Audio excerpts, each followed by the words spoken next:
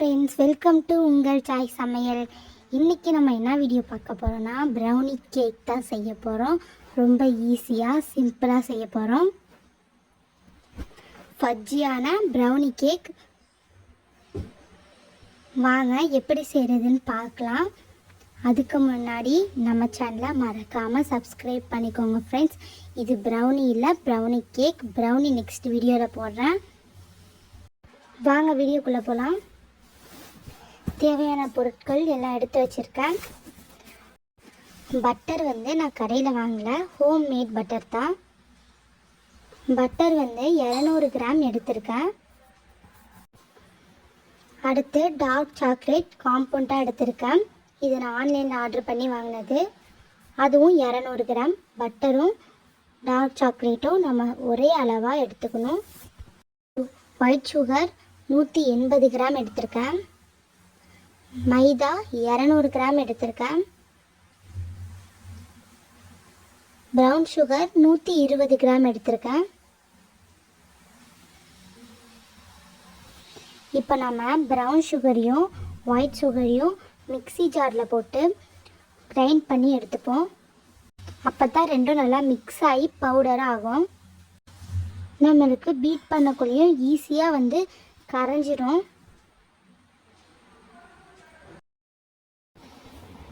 இப்போது பட்டரையும் டார்க் சாக்லேட்டையும் நம்ம மெல்ட் பண்ணி எடுத்துக்க போகிறோம். எப்படின்னா நம்ம டபுள் பாயிலிங் மெத்தடில் இதை நம்ம மெல்ட் பண்ணி எடுக்கணும்.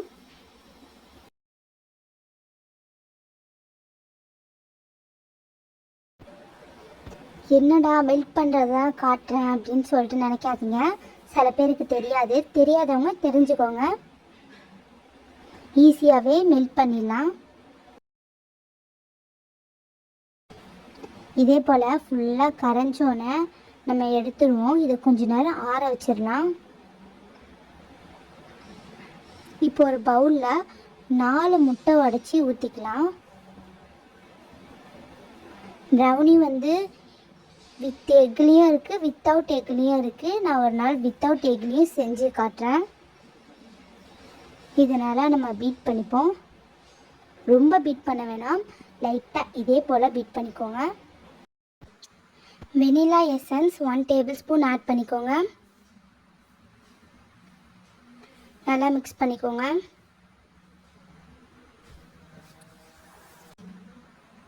இப்போ நம்ம 200 கிராம் மைதா எடுத்து வச்சுருந்தோம்ல, அது எல்லாத்தையும் நம்ம ஜலிச்சு எடுத்துக்கலாம். இது கூடவே 3 tablespoon cocoa powder add பண்ணிக்கலாம். இது உங்களுக்கு ஆப்ஷன் தான், ஆட் பண்ணாலும் பண்ணிக்கோங்க, இல்லைனாலும் வேணாம். அவ்வளோதான். இப்போ நம்ம ஆற வச்சுருந்தோம்ல பட்டரையும் சாக்லேட்டையும் மெல்ட் பண்ணி அதை கொஞ்சம் கொஞ்சமாக நம்ம எக்கு கூட சேர்த்து பீட் பண்ணிக்கலாம். ரொம்ப சூடாக இருக்கக்கூடாது, ஃபுல்லாக ஆறி இருக்கணும். கொஞ்சம் கொஞ்சமாக ஆட் பண்ணி நம்ம நல்லா பீட் பண்ணிப்போம். இப்போ நம்ம வச்சுருந்த சுகர், 2 சுகர், ப்ரௌன் சுகரையும் ஒயிட் சுகரையும் கிரைண்ட் பண்ணி வச்சுருந்தோம்ல, அதை கொஞ்சம் கொஞ்சமாக ஆட் பண்ணிப்போம். எனக்கு அந்த பவுல் ரொம்ப குட்டியாக இருந்துச்சு, அதனால் நான் வேறு பவுலுக்கு மாற்றிக்கிட்டேன். நீங்கள் எடுக்கும் போதே நல்லா பெரிய பவுலாக எடுத்து வச்சுக்கோங்க. இப்போ மைதாவும் கொக்கோ பவுடரும் நம்ம ஜலிச்சு வச்சுருந்தோம்ல, அதை கொஞ்சம் கொஞ்சமாக ஆட் பண்ணி சேர்த்துக்கலாம். உங்களுக்கு பீட் பண்ண பண்ண கொஞ்சம் நல்லா டைட் ஆகுற மாதிரி ஃபீல் ஆகும். பரவாயில்ல, அதுக்கு நீங்கள் ரொம்ப டைட்டாக இருக்குது அப்படின்னு சொல்லிட்டு தண்ணியோ பாலோ எதுவுமே ஆட் பண்ணாதீங்க, வேணாம். நல்லா பீட் பண்ணுங்கள்.